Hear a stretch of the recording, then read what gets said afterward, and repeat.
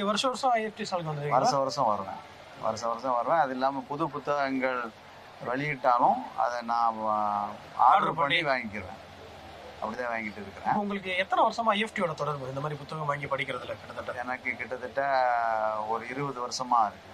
20 வருஷமா நீங்க ஐஎஃப்டியோட புத்தகங்கள் வாசகரா இருக்கிறீங்க. ஆமா ஆமா. எப்படி பாக்குறீங்க ஐஎஃப்டியோட வளர்ச்சியை? எப்படி பாக்குறீங்க? ஐஎஃப்டி உடைய அந்த பதிப்பு புத்தகங்கள் எல்லாமே நல்ல கருத்துள்ள புத்தகங்கள்.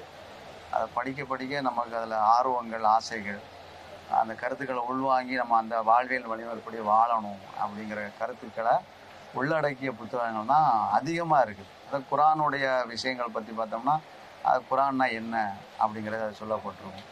நபிகளாருடைய வாழ்க்கை, அது சம்பந்தமான செய்திகள், இப்படி ஏகப்பட்ட விஷயங்கள். அப்போ இந்த முஸ்லீம்களுக்கு மட்டுமல்ல, முஸ்லீம் அல்லாத மக்களுக்கும் இந்த கருத்துக்கள் சென்று அடையணும் அப்படிங்கிற நோக்கத்தில் இந்த புத்தகங்கள், அதனுடைய அந்த ஒவ்வொரு பதிப்புகள் வர்றதை தான் நான் ரொம்ப விரும்பி பார்க்குறேன். அந்த பார்க்கக்கூடியதை நான் இந்த கண்ணோட்டத்தில் தான் பார்க்குறேன். முஸ்லீம்களுக்கு மட்டும் அப்படிங்கிறது வந்து எத்தனை விஷயங்கள் இருக்குது. அது ஜும்மா உரைகள் இருக்கிறது, மற்ற பயான் நிகழ்ச்சிகள்லாம் இருக்குது.